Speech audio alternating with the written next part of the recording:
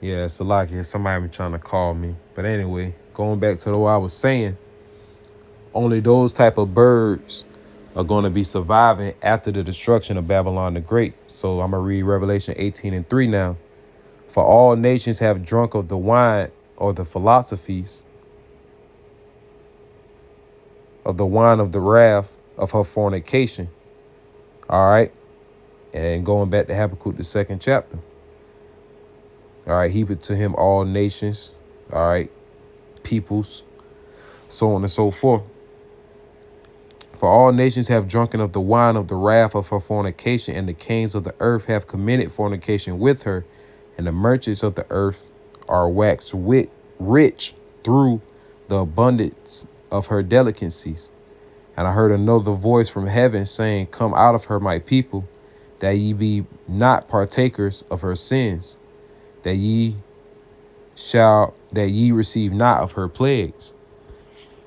And I want to get this precept to back up this one, because that's, if I'm not mistaken, that's going into when we're going to physically enter into those chariots. Because going back to Jeremiah 51, when it says flee out the midst of Babylon, that's talking about spiritually and starting off with your mind. Flee out of the ways and the ways of thinking of being a so-called American or Babylonian. All right. So let me get Isaiah 26 and 20.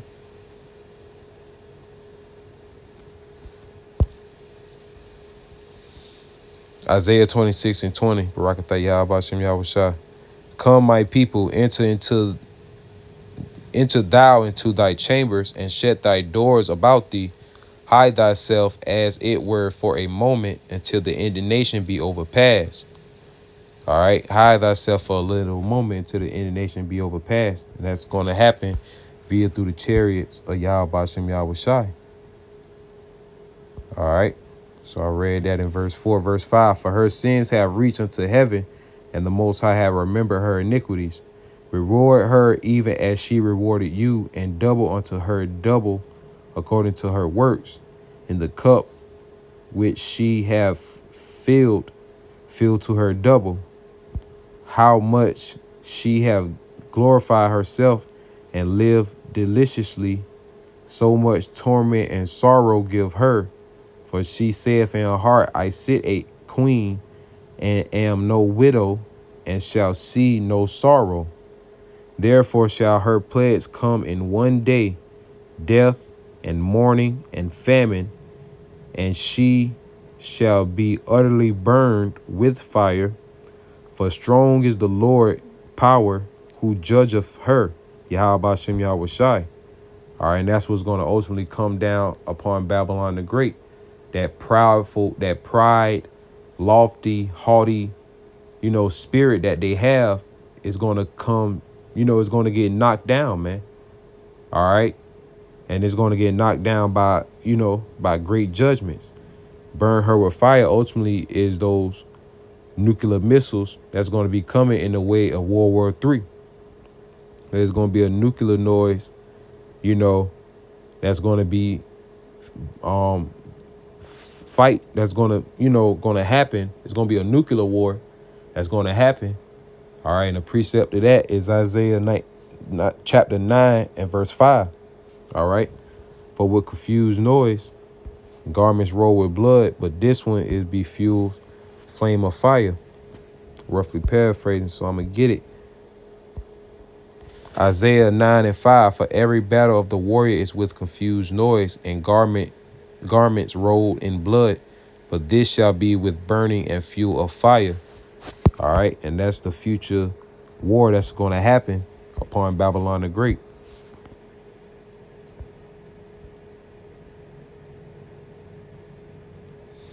Lament for Babylon, and it says, verse 9, Revelation 18 and 9, and the kings of the earth who have committed fornication and lived deliciously with her shall bewail her and lament for her when they shall see the smoke of her burning. And the reason why they're going to be doing that, because they're going to realize that they lost their cash cow. They lost, their main way of living and making a cost of living. And Lord will I get the NLT.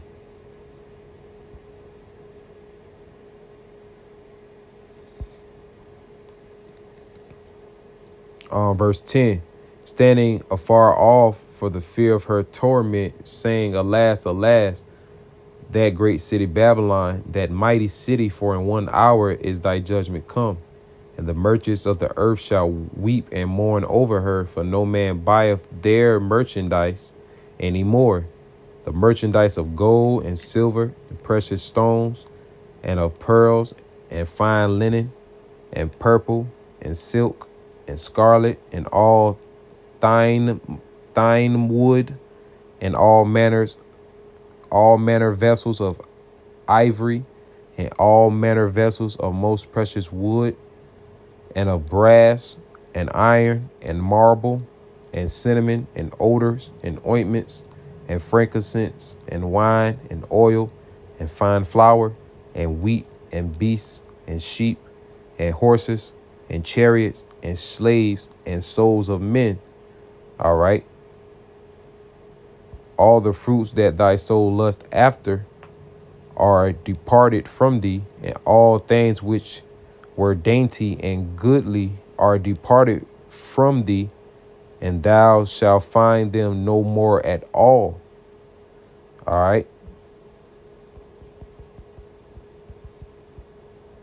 The merchants of thine things which were made rich by her shall stand afar off for the fear of her torment, weeping and wailing. And this is, the nation is going to be sad, but ultimately, and that's how you know that it's going to be the spirit of the Lord, Yahweh Shem Yahweh Shai, that's going to be upon these nations to destroy Babylon the Great, because these are the same individuals that's basically weeping over her. All right. In a nutshell, the same individuals that hated the whore and burned her with fire. Now they realize after the destruction how they're going to make it. All right. The only way they was making it was through the whore. All right. That's the only way the beast was willing to comprehend and willing to, take over the world, in the, so to speak, man, through the whore that sitteth upon the beast, because the whore was in control of the whole beast. All right. Verse 16, and saying, Alas, alas, that great city that was clothed in fine linen and purple and scarlet, and decked with gold and precious stones and pearls. For in 1 hour so great riches is come to naught, and every shipmaster and all the company in ships and sailors, and as many as traded by sea, stood afar off, and cried when they saw the smoke of her burning, saying, What city is like unto this great city? And they cast dust on their heads, and cried, and weeping and wailing, saying, Alas, alas, that great city, wherein wherein were made rich all that had ships in the sea by reason of her costliness.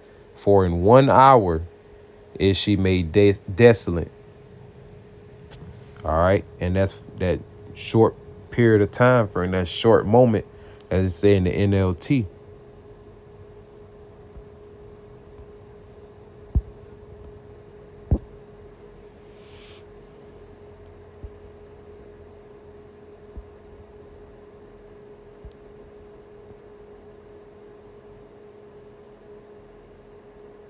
And you read it in NLT right here. In verse 17, in a single moment, all the wealth of the city is gone. All the captains of the merchant ships and their passengers and sailors and crew will stand at a distance. They will cry out as they watch the smoke ascend, and they will say, Where is there another city as great as this? And they will weep and throw dust, basically being in that great confusion, that state of confusion. All right, being brought down low. And they will weep and throw dust on their heads to show their grief. And they will cry out, how terrible for that great city. The ship owners became wealthy by transporting her great wealth on the seas. In a single moment, it is all gone. All right. And in a single moment, this place will be destroyed, Babylon the Great. So with that, I'm going to close out by saying, Kahalayam La, Yahweh, Bahashem, Yahweh Shai, Bahashem, Rakah, Kwadash. Double honors to the elders and apostles, a great millstone that teach us his truth. Peace, love, and blessings to the elect, scattered abroad, around the four corners of the earth, mainly in Babylon the Great. Till next time I say Shalom, Shalom.